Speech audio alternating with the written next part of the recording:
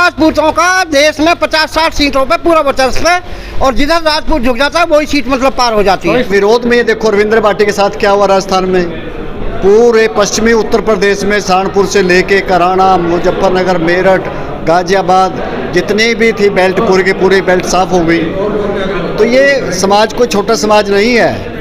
तैयार हो तो विनोद भाटी 16 पर चलने के लिए तैयार है, जहां हाथ कटाने की बात होगी हम गर्दन कटाने के लिए तैयार है। जो आपका आदेश होगा अंतिम सांस तक उस आदेश को मैं और मेरा परिवार पालन करेगा। नमस्कार, आप देख रहे हैं नेशनल प्राइम टाइम न्यूज और मैं आपके साथ अभय गिरी। पृथला विधानसभा में भाजपा के कई टिकट के दावेदार हैं और तमाम जो दावेदार हैं वो अपने अलग अलग तरीके से टिकट को हासिल करने के लिए अपना दम दिखा रहे हैं। मैं बात करूं पृथला विधानसभा की, तो पृथला विधानसभा में आज एक राजपूताना सम्मेलन बुलाया गया जिसमें लोकसभा के कोने कोने से सरदारी पहुंची और कार्यक्रम के आयोजक थे भाजपा के नेता विनोद भाटी। पृथला विधानसभा लगातार चर्चा का विषय बना हुआ है और चर्चा का विषय इसलिए बना हुआ है कि यह वही विधानसभा है जहां मोदी लहर में भी भाजपा का प्रत्याशी यहां से हार गया या यूं कहें उसकी जमानत जब्त हो गई, लेकिन आज तक भाजपा ने वहां पर कमल नहीं खिलाया। लेकिन 2024 विधानसभा चुनाव को लेकर भाजपा ने अपना कमर कस लिया है और वह किसी भी हाल में वहां पर कमल खिलाने को तैयार है या यूं कहें आने वाले विधानसभा चुनाव को लेकर भाजपा ने अपनी कमर कस ली है। अब बात है कमल खिलाने की, तो कहीं ना कहीं राजपूत सरदारी भी अब कमल खिलाने की तैयारी में जुटी हुई है और वह एक ऐसे चेहरे के तलाश में है जो पृथला में कमल को खिला सके। जब विनोद भाटी ने आज राजपूत सम्मेलन का आयोजन किया तो तमाम सरदारी ने अपने अपने विचार रखे और लोगों ने यह भी कहा कि अगर भाजपा ने पृथला विधानसभा से राजपूत समुदाय को टिकट नहीं दिया तो राजपूत समुदाय बगावत पे भी आ उतरेगी। राजस्थान का मुद्दा कहीं ना कहीं अभी भी चर्चा का विषय पूरे देश में बना हुआ है। आपको पता होगा कि जब रविंद्र भाटी की टिकट काटी गई थी तो तमाम सरदारी में रोष देखने को मिला।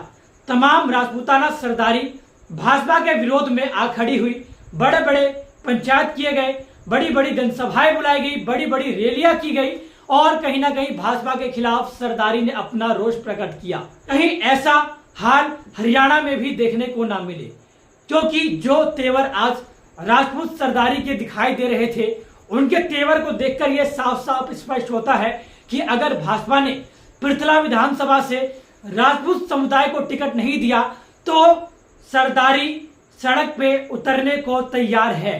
साफ साफ उन्होंने कहा।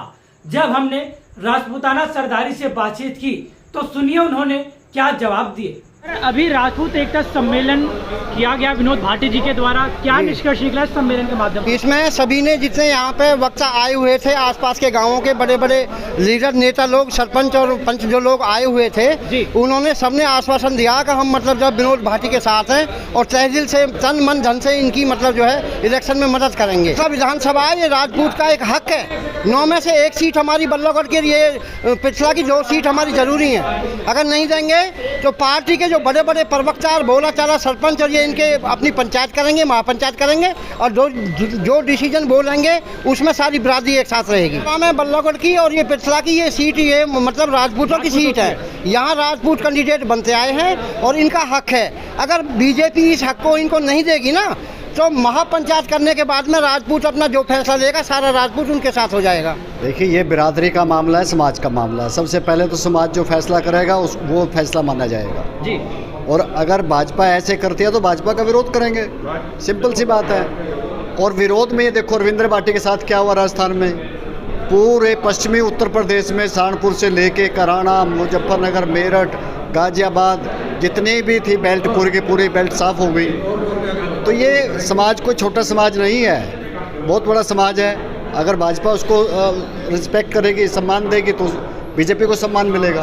तो जैसा कि राजपूताना सरदारी का साफ साफ कहना है कि पृथला विधानसभा से भाजपा को अगर टिकट देना है तो राजपूत समुदाय के व्यक्ति को ही देना होगा, नहीं तो वह बगावत पे आ उतरेगी। ये हमारा कहना नहीं, यह समुदाय के बड़े बड़े नेताओं का कहना है, जो बड़े बड़े संगठन के पदाधिकारी हैं उनका कहना है।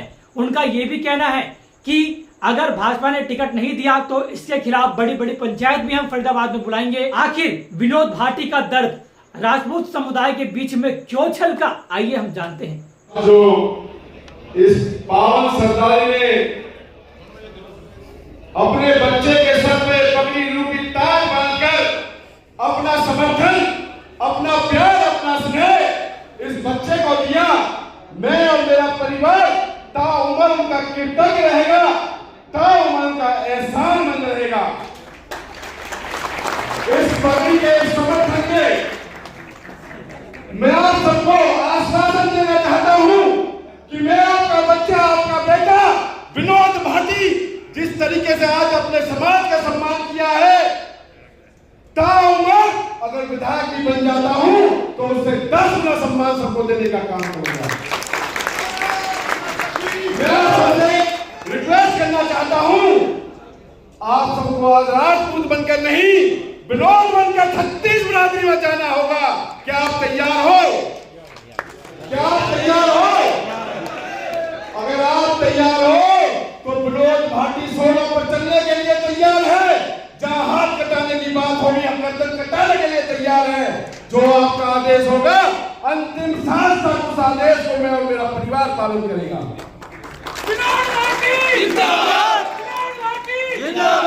आज मैं हर गांव की सरदारी आई, कहले की हो, बारे की हो, हमारे बगलान की हो, कबूलपुर की हो, सीकरी की हो, हर काम से सरदारी आई।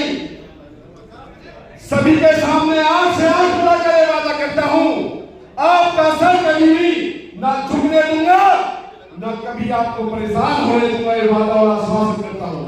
तो जैसा कि विनोद भाटी ने राजपूत समुदाय से भी मांग की है इस बार मेरा साथ दे, तो राजपूत समुदाय ने भी कहा कि हम इस बार विनोद भाटी के साथ है और टिकट की भी मांग करेंगे।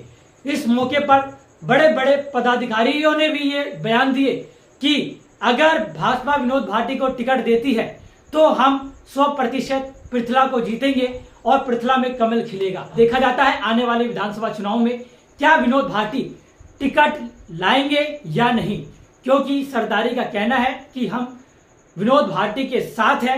विनोद भाटी जहां कहेंगे हम उनके साथ वहां जाने को तैयार है। आने वाले विधानसभा चुनाव में पृथला विधानसभा का क्या रुख रहेगा, ऐसे में विनोद भाटी ने यह भी कहा कि मैं 36 बिरादरी का सम्मान करता हूं और 36 बिरादरी मेरे लिए सर्वोपरि है और 36 बिरादरियों का मुझे समर्थन चाहिए।